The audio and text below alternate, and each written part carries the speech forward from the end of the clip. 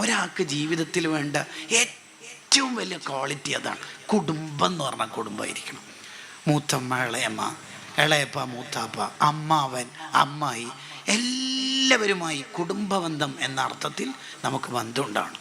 ഒരാളുമായിട്ട് നമ്മൾ തെറ്റി നിൽക്കരുത്. വൈൻ അതുബറസ്, അവർ നമ്മളോട് എത്ര തെറ്റി എന്നാലും നമുക്ക് അങ്ങോട്ട് ബന്ധം ഉണ്ടാവണം. അങ്ങനെയാണ് നമ്മൾ. അവർ പണ്ട് നമുക്കൊന്നും ചെയ്തു തന്നിട്ടില്ലല്ലോ, അങ്ങനെയൊന്നും ചിന്തിക്കാൻ പാടില്ല. അങ്ങനെ ചിന്തിക്കരുത്. നമ്മൾ അങ്ങോട്ട് ബന്ധം ഉണ്ടാവണം. കുടുംബബന്ധം മുറിക്കുന്ന ആൾക്ക് ഉണ്ടാകുന്ന ആദ്യത്തെ ദുരന്തം എന്താ പറയുക? ദുആഇന് ഉത്തരമുണ്ട് എന്ന് ഓഫർ വന്ന എല്ലാ രാത്രിയുടെയും ബർക്കത്ത് ഡിലീറ്റ് ചെയ്യും. ബറാഅത്തിൻ്റെ രാവ്, ലൈലത്തുൽ ഖദർ, ഇവിടെയൊക്കെ ദുആഇന് ഉത്തരമുണ്ട് എന്ന് പ്രത്യേക ഓഫർ വന്നതല്ലേ, ആ ഓഫറൊക്കെ ഡിലീറ്റ് ആക്കുന്ന വിനാചാരങ്ങൾ വിശദീകരിക്കുന്നുണ്ട്. അങ്ങനെ ഒന്നും സംഭവിച്ചു പോരാ. നമുക്ക് കുടുംബത്തോട് നല്ല ബന്ധമുണ്ടാണ്. ചിലർ, നിങ്ങൾ അമ്പിയാക്കളെ കുറിച്ചൊക്കെ ഖുർആനിൽ പല സ്ഥലത്ത് പറയുമ്പോൾ പറയണ്ടല്ലോ, ഇന്നഹു കാന സിദ്ദീഖൻ നബിയ, ഇന്നഹു കാന സ്വാദിഖൽ വഅദി, അങ്ങനെ എന്തെങ്കിലും ഒരു സ്പെഷ്യൽ ക്വാളിറ്റി പറയുന്നുണ്ട്.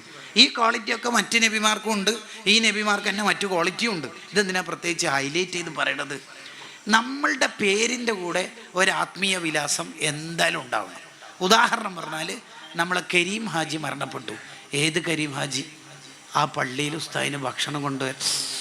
ഓ, അങ്ങനെ ഒരു ആത്മീയ വിലാസമാണത്. ആ, അതെ. അങ്ങനെ മുഅ്മിനീങ്ങൾക്ക് നമ്മളെക്കുറിച്ച് പറയാൻ ഏറ്റവും വലിയ ക്വാളിറ്റി ഉണ്ടാവേണ്ടത് എന്താണെന്നറിയോ? കുടുംബബന്ധം ചേർക്കുന്ന ആളാണ്. പെങ്ങന്മാരെല്ലാം പൊന്നുപോലെ നോക്കുന്ന ആളാണ്. അങ്ങനെ വേണ്ടത്, അതാ വേണ്ടത്. അഹ്മദ് ബിൻ ഹംബൽ റളിയല്ലാഹു അൻഹുവിനെ കുറിച്ച് നാട്ടുകാർ പറയുന്നുണ്ട്, പച്ചക്കറിയും മറ്റ് ഐറ്റംസൊക്കെ വീട്ടിലേക്ക് ചുമന്ന് കൊണ്ടുപോകുന്നതാണ്. ഓരോ മോന് അബ്ദുല്ലാഹി തങ്ങളും അങ്ങനെ തന്നെ അങ്ങനെയായിരുന്നു. അതിലൊന്നും ഒരു നാണക്കേടും ഉണ്ടാവരുത്. അതല്ലേ ഗസാലി ഇമാം റഹിമഹുല്ലാഹി പറഞ്ഞത്, വീട്ടിലേക്ക് സാധനങ്ങൾ വാങ്ങിക്കൊണ്ടുവരാൻ ഒരാൾക്ക് നാണക്കേട് തോന്നുന്നുണ്ടെങ്കിൽ അത് കിബറിൻ്റെ അലാമത്താണ്. അള്ളാഹു കാത്ത് രക്ഷിക്കട്ടെ. കുടുംബബന്ധം ചേർക്കണം.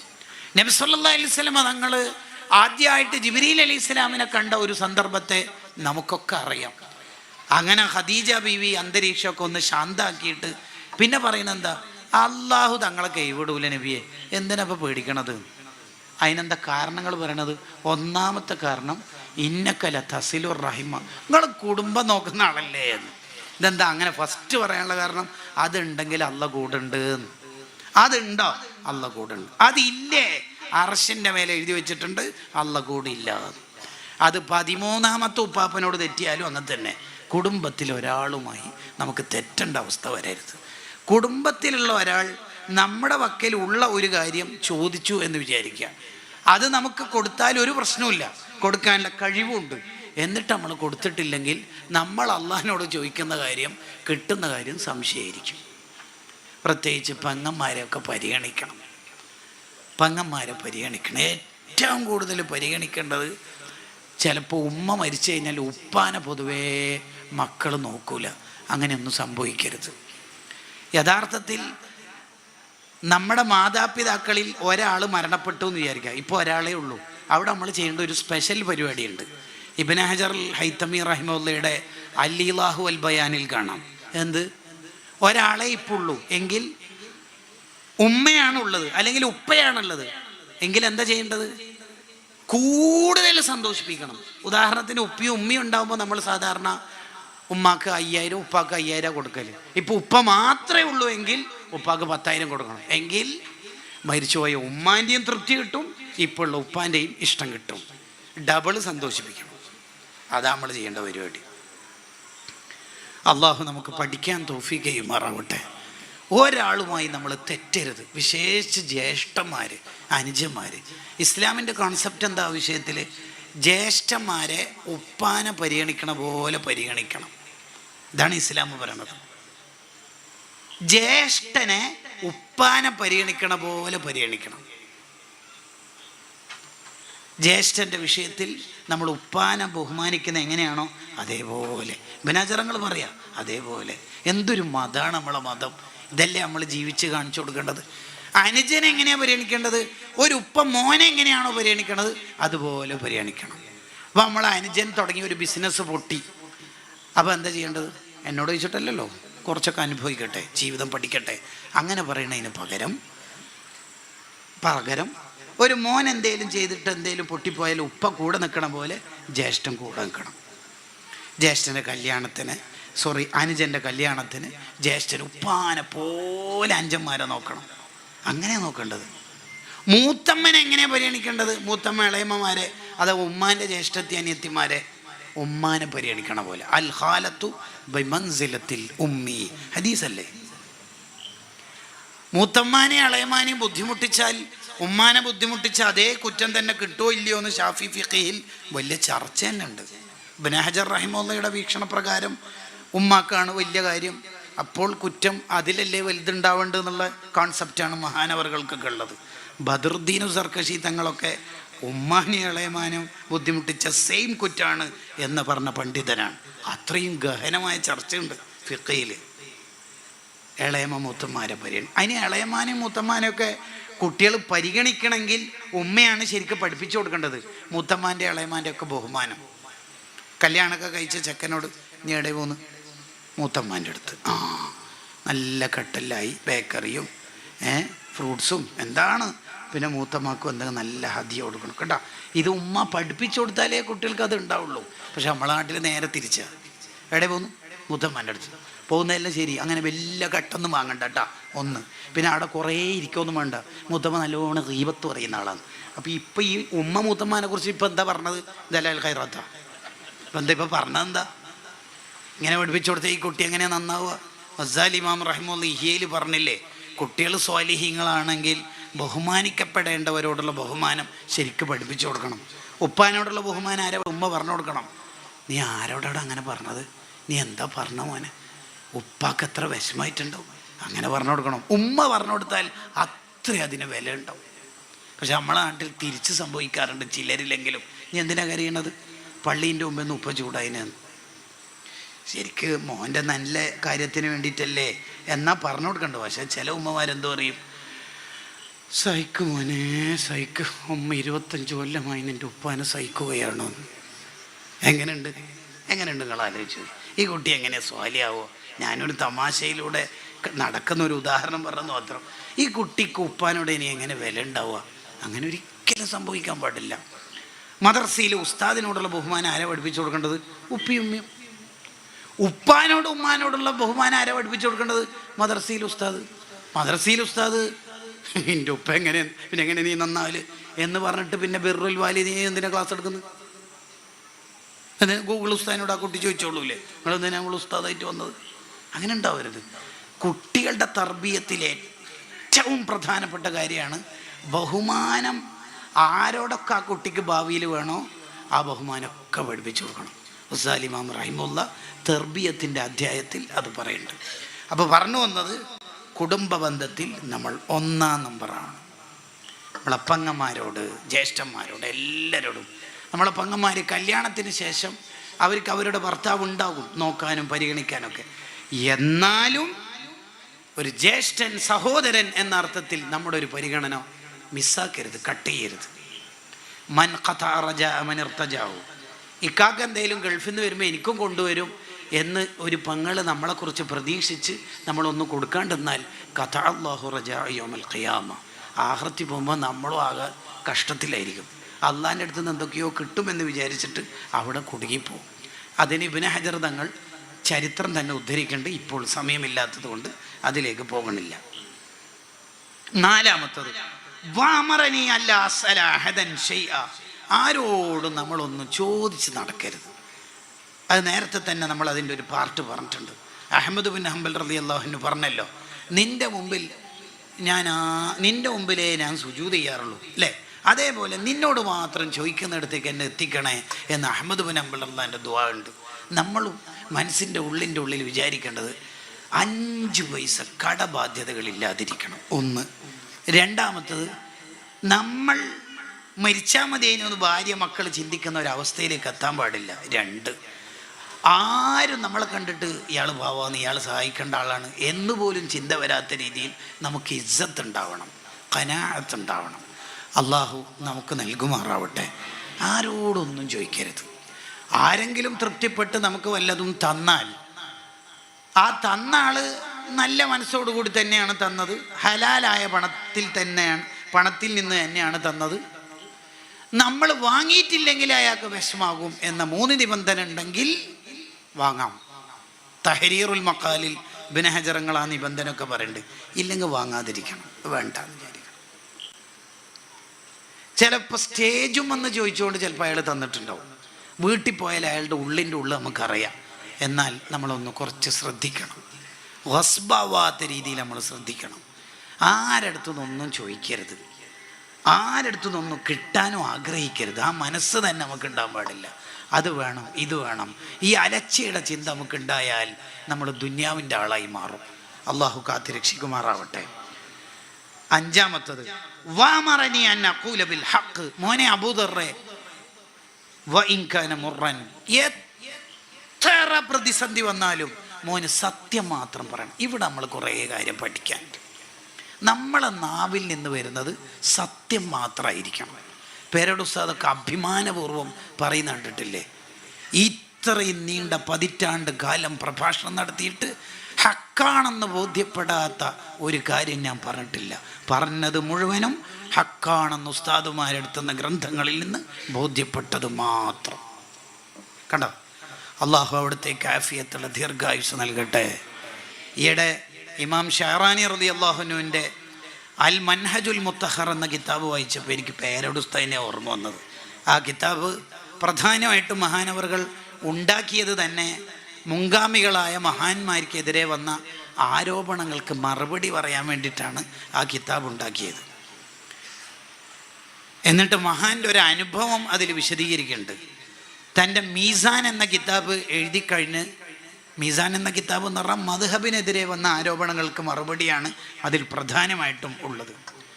ആ കിതാബ് എഴുതിക്കഴിഞ്ഞ് ഉറങ്ങുന്ന സമയത്ത് ആദം നബി അലൈഹിസ്സലാത്തു വസ്സലാമിൻ്റെ കൂടെ ഇമാം മാലിക് റളിയല്ലാഹു അബൂ ഹനീഫ റളിയല്ലാഹു ഉണ്ട്. എന്നെ കാണിച്ചിട്ട് ആദം നബി അലൈഹി സ്വലാമിനോട് ഈ 2 മഹാന്മാർ പറയാ, ഇതാ നമുക്കെതിരൊക്കെ വന്ന ആരോപണങ്ങൾക്ക് മറുപടി പറഞ്ഞ ചെറുപ്പക്കാരനാണ്. എനിക്കത് വലിയ സന്തോഷമായി. മഹാൻ പറയാം. എന്നിട്ട് ആ അനുഭവം വിശദീകരിച്ചിട്ട് പറയാം, നമ്മൾ ഏതെല്ലാം ഇമാമിങ്ങൾക്കെതിരെ വന്ന ആരോപണങ്ങൾക്ക് മറുപടി പറഞ്ഞിട്ടുണ്ടോ, ആ ഇമാമിങ്ങളെല്ലാം ഈ മറുപടി എഴുതിയ, ഈ മറുപടി പ്രഭാഷണം നടത്തിയ ആള് മഹ്ശറിൽ വരുമ്പോൾ പുഞ്ചിരിച്ചിട്ട് കാത്തിരിക്കും. പേരോട് ഉസ്താദിനെ കാത്തിരിക്കാൻ എത്ര ആളുണ്ടാവും, എത്ര കാലമായി ഉസ്താദ് തുടങ്ങിയിട്ട്. അല്ലാഹുവേ, ആ തണല് നമുക്ക് നീട്ടിത്തരണേ റഹ്മാനെ, ദീർഘായുസ് നൽകണേ റഹ്മാനെ. അപ്പം നമ്മൾ സത്യം മാത്രം പറയണം. അള്ളാഹുവിന് ഏറ്റവും വെറുപ്പുള്ളൊരു കാര്യമാണ് ഖീല വഖാൽ, കണ്ടതും കേട്ടതും പറയൽ. നമ്മൾ പറയരുത്. നാളെ ഹർത്താൽ, അവിടെ നിന്ന് കിട്ടിയ ഒരു ഗ്രൂപ്പ് നിന്ന് കിട്ടിയത് എന്തിന്?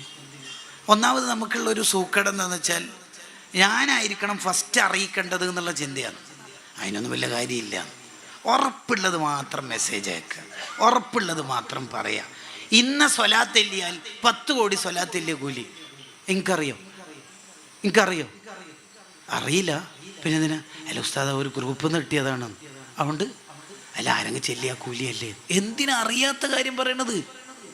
അറിയാത്തത് എന്തിനാ പറയാൻ നിൽക്കണത്? വലാ തഖ്ഫു മാ ലൈസ ലക ബിഹി ഇൽമ്, വിവരമില്ലാത്ത കാര്യം പറയരുത്. ഖീല വഖാൽ, കണ്ടതും കേട്ടതും പറയരുത്.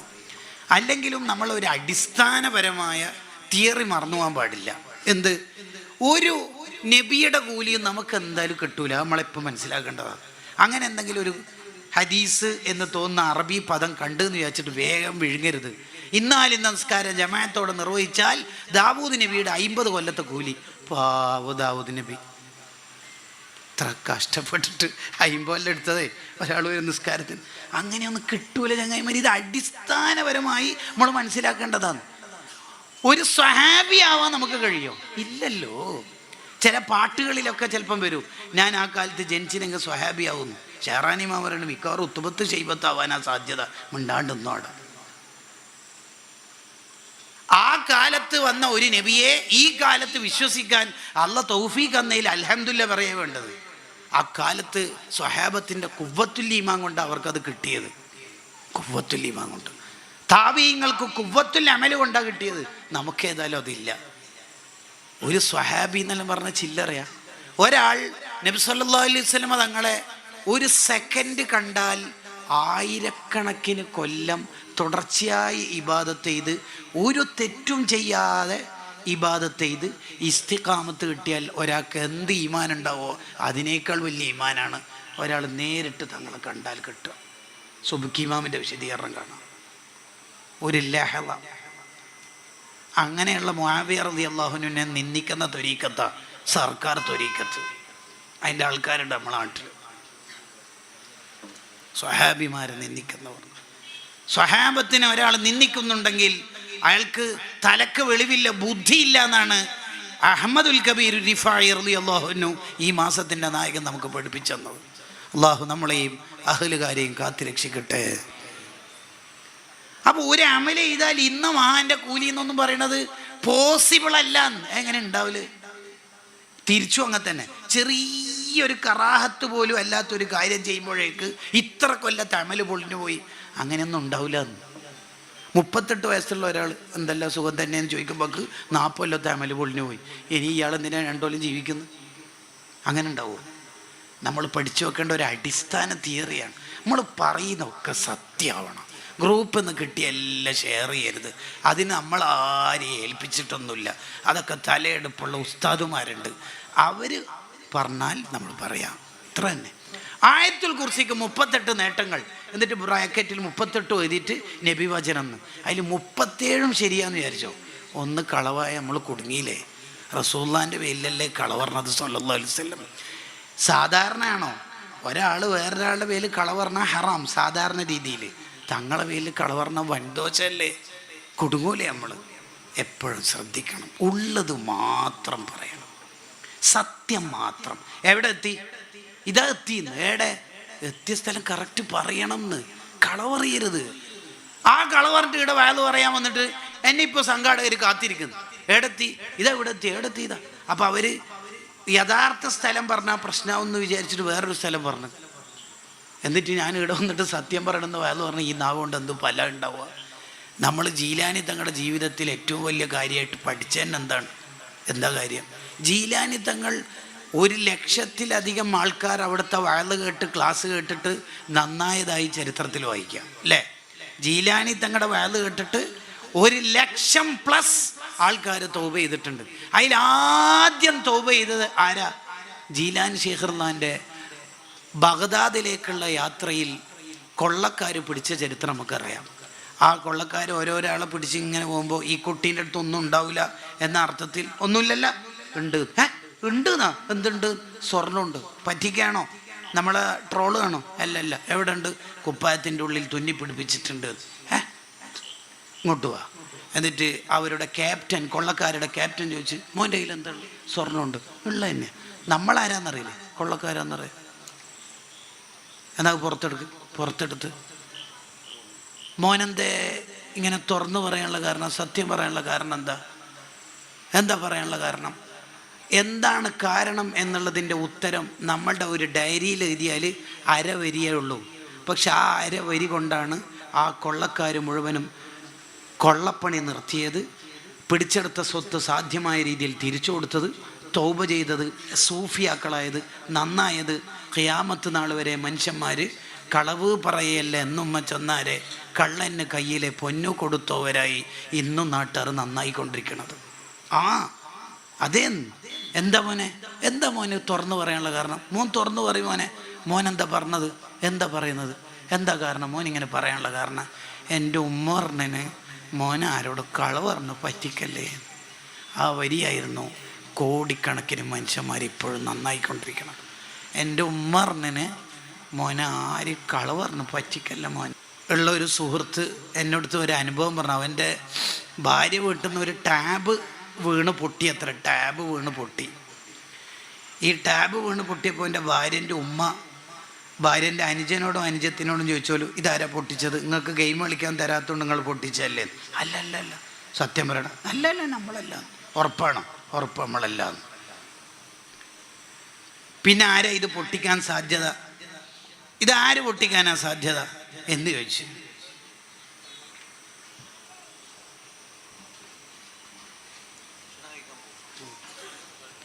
അല്ല ഇവര് ഇരുന്നോട്ട്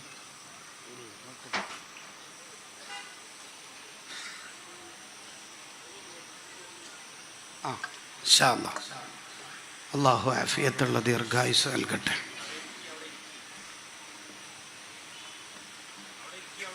ഇരിക്കാനാ പറയും തങ്ങൾ.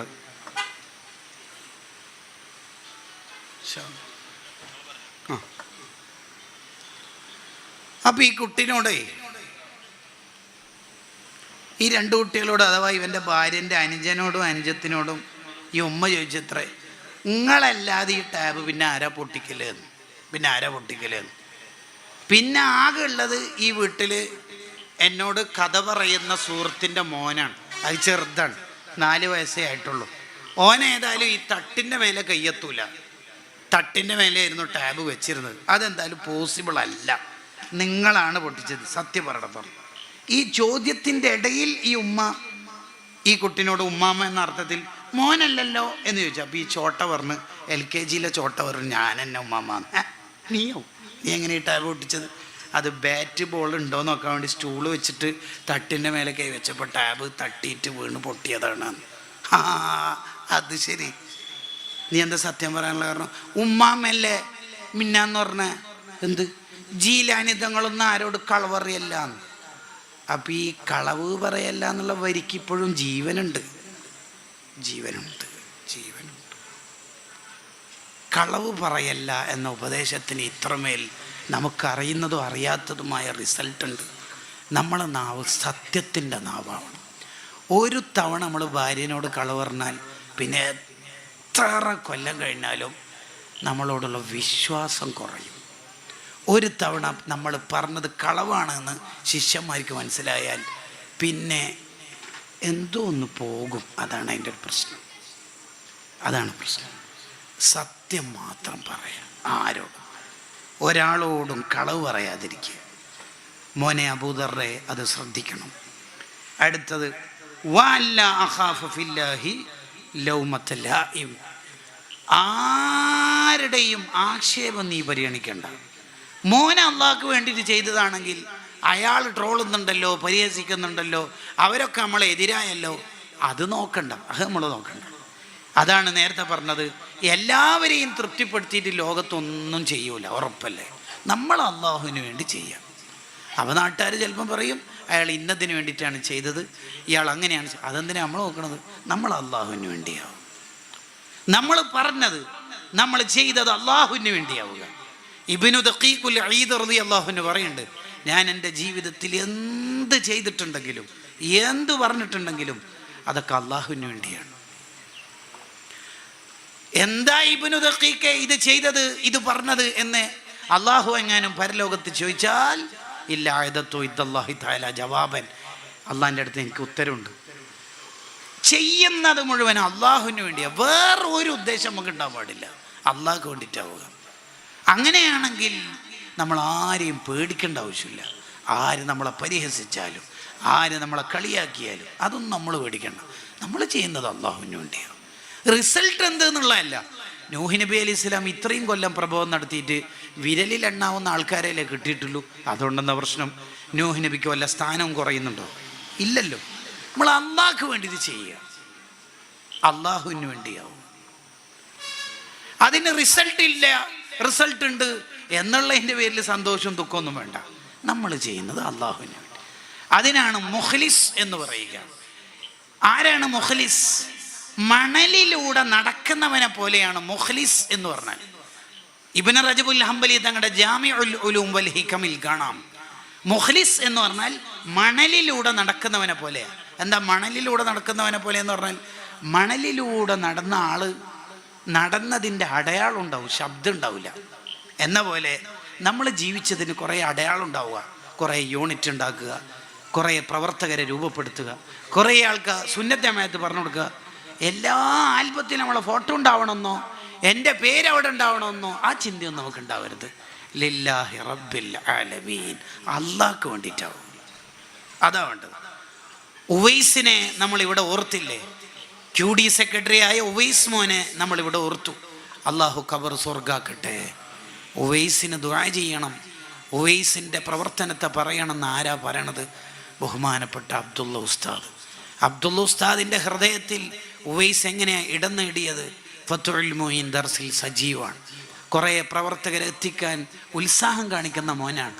ഈ ദർസ് വിപുലപ്പെടുത്തണം എന്ന് കരുതുന്ന മോനാണ്. കണ്ടോ, കുറഞ്ഞ കാലത്തെ ജീവിതത്തിൽ കുറേ കാലത്തെ ദുആ വാങ്ങിക്കൊണ്ടിരിക്കുകയാണ് പ്രിയപ്പെട്ട ഉവൈസ്. കൂട്ടുകാരെ, ഉവൈസിൻ്റെ ജീവിതം നമുക്ക് മാതൃകയാണ്. നമ്മളും ജീവിതത്തിൽ ഇഖ്ലാസോടെ പ്രവർത്തിക്കണം. ഇഖ്ലാസോടെ പ്രവർത്തിച്ചാൽ അയാൾ വലിയ സ്റ്റേറ്റ് ലെവലിൽ നാഷണൽ ലെവലിൽ എത്തണമെന്നൊന്നുമില്ല. അയാൾക്ക് അള്ളാഹു കൊടുക്കും, പ്രതിഫലം കിട്ടിക്കൊണ്ടേയിരിക്കും. അതാണ് നമ്മുടെ ജീവിതത്തിൽ ഉണ്ടാവേണ്ടത്. ഇഖ്ലാസുള്ള പ്രവർത്തകരാണ്. വേറൊന്നിനും വേണ്ടിയല്ല, നമ്മൾ അള്ളാഹുവിന് വേണ്ടിയാണ്. നമ്മളൊരു ഉസ്താദിനെ സ്നേഹിക്കേണ്ടത് എന്തിനാണ്? നമ്മളൊരു തങ്ങളെ എന്തിനാണ് സ്നേഹിക്കേണ്ടത്? ലില്ലാഹി റബ്ബിൽ ആലമീൻ. എൻ്റെ വീട് ഉദ്ഘാടനത്തിന് തങ്ങളാണ് വന്നത് എന്ന് നാട്ടുകാർ മുന്നിൽ പൊങ്ങച്ചം പറയാനല്ല. അല്ല, അങ്ങനെയുണ്ട് ചില ആൾക്കാർ.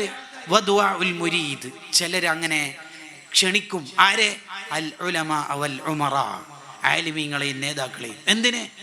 ഹുളൂരി വലീമത്തിഹി, ഹൗസ് വാമിങ്ങിന്, മോള കല്യാണത്തിന്. എന്തിനാണ്? ലിയശ്റഫി ഖുലൂബിന്നാസ്, നാട്ടുകാർ മുമ്പെന്ന് എൻ്റെ 4 മക്കളുടെ നിക്കാഹും ഉസ്താദാണ് കഴിച്ചത്, തങ്ങൾ വൈകുന്നേരം എത്തുമെന്ന് പറഞ്ഞിട്ടുണ്ട്. ഈ മാസ് ഡയലോഗിനാണ് അവർ ഈ സ്നേഹിച്ചതും തക്കാഫുൽ കൊടുത്തതും. എങ്കിൽ മോനെ, വദാലിക മിൻ അസ്ബാബിൽ ഹലാക്ക്, നീ നശിച്ചു പോകാൻ അത് മതി. ഷഹറാൻ ഇമാമിൻ്റെ അൽ കൗകബു ഷാഹിഖ് ഫിൽ ഫർഖി ബൈനൽ മുരീദി സ്വാദിഖ് വഗൈരി സ്വാദിഖിൽ കാണാം. അങ്ങനെ ഉണ്ടാവരുത്. നമ്മളൊരു ആലിമിനെ നമ്മളെ വീട്ടിലേക്ക് കൊണ്ടുവരേണ്ടത് ലിയത്തബറക ബിഹി, ബറക്കത്തിന്, വേറെ ആരെയും കാണിക്കാനല്ല. ഇത്ബാൻ ബിൻ മാലിക് റളിയല്ലാഹു അൻഹുവിൻ്റെ ചരിത്രം സഹീഹുൽ ബുഖാരിയിൽ കാണാം. നബിയെ, എൻ്റെ വീട്ടിലൊന്ന് നിസ്കരിച്ചു തരുമോ? എന്തിന്? ബറക്കത്തിന്. തങ്ങൾ നിസ്കരിച്ച സ്ഥലം നമുക്കിനി എല്ലാ കാലത്തും നിസ്കാരത്തിനൊരു സ്ഥലമായി തുടരാനാണ്. ഫത്ഹുൽ ബാരി വെച്ച് നോക്കൂ നിങ്ങൾ. അതാണ് നമ്മൾ ചിന്തിക്കേണ്ടത്. നമ്മൾ ആരെ സ്നേഹിക്കേണ്ടതും, പ്രത്യേകിച്ച് ഉഖറവിയായി ചെയ്യേണ്ട ഒരു കാര്യം ദുന്യവിയായ കാര്യത്തിന് വേണ്ടി ചെയ്താൽ, ഷഹറാൻ ഇമാമിൻ്റെ തംബീഹുൽ മുഖ്തരീം പറയുന്നു, അയാൾ മരിക്കുന്നതിന് മുമ്പ് തന്നെ അയാളുടെ കൽബ് ചത്തു. അപ്പോൾ ഒരു വലിയ ഉസ്താദ്, ഒരു തങ്ങൾ നമ്മളെ വീട്ടിലേക്കോ പരിപാടിക്കോ വന്നെന്ന് വരും, ഈ സ്റ്റേജിലേക്ക് വന്നെന്ന്. ആ വീട്ടിൽ നിന്ന് വെള്ളവും ഭക്ഷണമൊക്കെ യഥേഷ്ടം കഴിച്ചിട്ടാണ് വന്നത്. 3 സ്റ്റെപ്പ് നടന്ന സ്റ്റേജുമിലെത്തി. അപ്പോൾ അവിടെ നമ്മൾ വെള്ളം കൊടുക്കുകയാണ്. വെള്ളം കൊടുക്കുമ്പോൾ ഈ തങ്ങൾ ഉസ്താദ് കുടിച്ചാൽ, അവർ നടത്തുന്ന ദഅവത്തിന് ഊർജ്ജമായാൽ എനിക്കത് മതിയല്ലോ എന്ന പ്രതീക്ഷയാണെങ്കിൽ അത് മതി മോനെ, അത് മാത്രം മതി നമുക്ക് ആഖിറത്തിൽ രക്ഷപ്പെടാൻ. സാധാരണ ഒരു മുഅ്മിന് വെള്ളം കൊടുത്താൽ തന്നെ റഹീഖുൽ മഖ്തൂമാണ് ഓഫർ. നായക്ക് വെള്ളം കൊടുത്താൽ സ്വർഗം കിട്ടിയില്ലേ? ഇല്ലേ? നായക്ക് വെള്ളം കൊടുത്തിട്ട് സ്വർഗം കിട്ടി. സാധാരണ ഒരു മുഅ്മിന് കൊടുത്താൽ റഹീഖുൽ മഖ്തൂം, സ്വർഗത്തിൽ ഓഫറാണത്. അപ്പോൾ ഒരു ആലിമിന്, ഒരു തങ്ങൾക്കോ കൊടുത്താൽ പിന്നെ പറയാനുണ്ടോ? ഇൽമിൻ്റെ അഹ്ലുകാർക്ക് കൊടുക്കണതിന് ഇൻറ്റു 9 ലക്ഷമാണ് പ്രതിഫലം. ഇൻറ്റു 9 ലക്ഷം അതിൻ്റെ പ്രതിഫലം എങ്ങനെയാണ്? ആ പ്രതിഫലം വേറൊരു ഉദ്ദേശത്തിലാണ് നമ്മൾ ചെയ്യുന്നതെങ്കിൽ, ആ കർമ്മം ചെയ്യുന്നതെങ്കിൽ, വെള്ളം കൊടുക്കുമ്പോൾ വേറൊരാളെ ഫോട്ടോ, ആ ഫോണോണ്ടല്ലടോ മറ്റേ ഫോൺ, കാരണം ഈ സാധാ ഫോണിനെടുത്ത് എൻ്റെ കറുപ്പ് ശരിക്ക് കാണും, കൊടുക്കും. ഈ നാടകമാണ് നമ്മൾ കളിക്കുന്നതെങ്കിൽ പോയില്ലേ മക്കളെ? എന്തിനാ നമ്മൾ ഈ ദുനിയാവിൽ ജീവിക്കണത്? ലില്ലാഹി റബ്ബിൽ ആലമീൻ. ചെയ്യുന്നത് അള്ളാഹുവിന് വേണ്ടിയാണ്. അള്ളാഹ്ക്ക് വേണ്ടിയിട്ടല്ല ഒരാൾ ചെയ്യുന്നത് എന്നുള്ളതിൻ്റെ അടയാളം എന്താണ്? റിയാഇൻ്റെ അടയാളം എന്താണ്? അയാൾ രഹസ്യത്തിൽ തീരെ ഇബാദത്ത് ഉണ്ടാവില്ല. എന്ന് പറഞ്ഞാൽ ഒറ്റക്ക് നിസ്കരിക്കുന്നു അയാൾ, ഫാത്തിഹ ഓതി, സൂറത്തില്ല, റുക്കൂം സുജൂദെല്ലാം കഴിഞ്ഞ് 2ാമത്തെ റക്അത്തിൽ എണീറ്റ് ആരെങ്കിലും തോണ്ടിയാൽ ഫാത്തിഹയ്ക്ക് ശേഷം അലം തറ ഗൈഫ പാസ്സായി കിട്ടും. അതെന്തിനാ ഒരു അലം തറ ഗൈഫ? ബേക്കിൽ ആളുകളുണ്ട്. അതെന്താ 1ാമത്തേൽ ഓതാതിരുന്നത്? ബേക്കിൽ ആളില്ല. നീയല്ലേ തുടങ്ങുമ്പോൾ പറഞ്ഞത് മുമ്പിലത്തെ അള്ളാഹ്ക്ക് വേണ്ടിയിട്ടാണ് നിസ്കരിക്കണത് അല്ലേ? മോനെ, ഇസ്തിവാ ഉസ്സിരി വൽ അലാനിയ, രഹസ്യവും പരസ്യവും ദോനോ ബറാബർ ഹേ, തുല്യമായിരിക്കണം. അത് വേണം. 2ാമത്തത്, ഒരാൾക്ക് റിയാ ഉണ്ട് എന്നുള്ളതിൻ്റെ അടയാളമാണ് വല്ല ആക്ഷേപവും വന്നാൽ അയാൾ പൊട്ടിത്തെറിക്കും. അതിൻ്റെ അർത്ഥം ഹൈഡ്രജൻ ബലൂൺ സൂചി കുത്തിയ പൊട്ടിത്തെറിക്കും എന്ന പോലെയാണ്. അങ്ങനെ പറഞ്ഞാൽ എന്താ അർത്ഥം?